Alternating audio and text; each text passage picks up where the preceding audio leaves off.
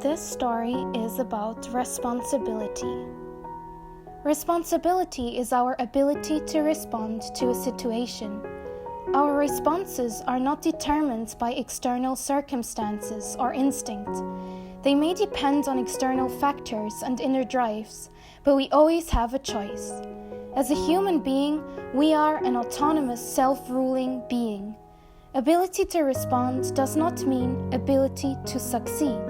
There is no guarantee that what we do will yield what we want. The guarantee, however, is that as long as we are conscious, we can respond to our circumstances in pursuit of our happiness. This power to respond is a defining feature of humanity. Our responsibility is a direct expression of our rationality, our will, and our freedom. Being human is being responsible. Responsibility is self-empowering. It lets us focus on those aspects of the situation that we can influence. In this world, we have no control over our destiny. We would live a sorry life if we keep blaming fate for this unfairness. Responsibility is looking at our destiny and making the best of it. Responsibility is knowing that no matter how bad things appear, there is always a possibility to express our truth in the face of a challenge. Responsibility is the source of power and integrity, the power to influence our situation and the integrity to do so in alignment with our values. Two basic tendencies can be observed in human beings: the victim and the player. The victim pays attention only to those factors he cannot influence.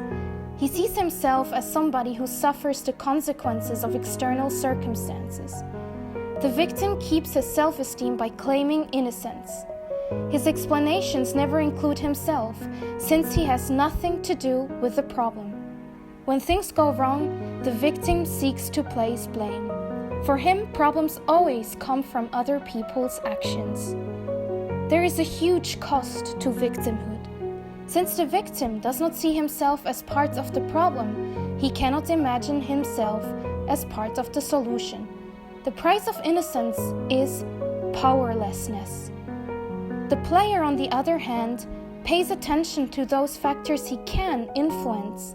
He sees himself as somebody who can respond to external circumstances. His explanations focus on himself, since he realizes that he is an important contributor to the problem. When things go wrong, the player seeks to understand what he can do to correct them.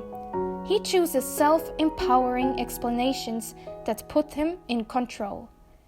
For a player, the world is full of challenges that he feels empowered to face. He is willing to show accountability because it puts him in the driver's seat.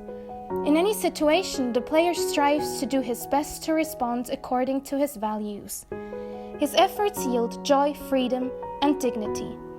Like we just saw, choosing the stance of the victim in life is not effective.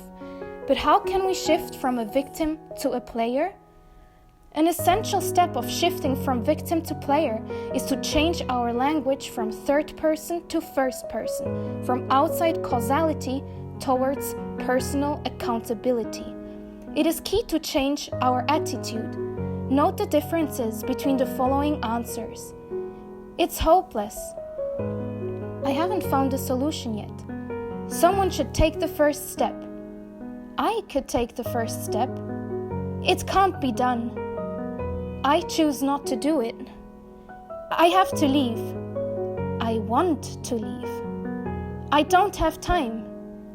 I prefer to focus on other priorities. The essential definition of freedom is our capacity to respond to a situation by exercising our free will. We always respond to situations the way we choose. The victim and player attitude are all about openness and defensiveness. Each represents a different lens through which we provide explanations for the many occurrences in our lives.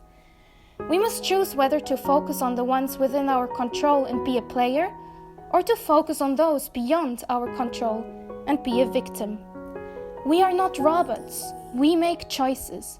We choose to act as we do because we think it is the best way to pursue our interests in any given situation.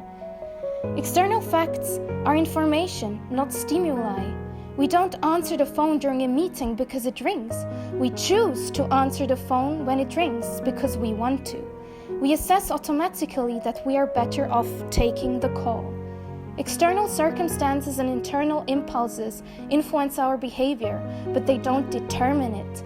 We are conscious human beings. We always have a choice. Any situation can be explained from the point of view of determinism or of free will. We need to disconnect the automatic pilot and fly the plane consciously.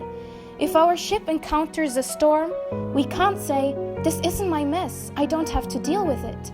A captain accepts that everything that happens during his watch is his responsibility. We must sail as best as we can, no matter how unfair the weather is. We are the captain of our life.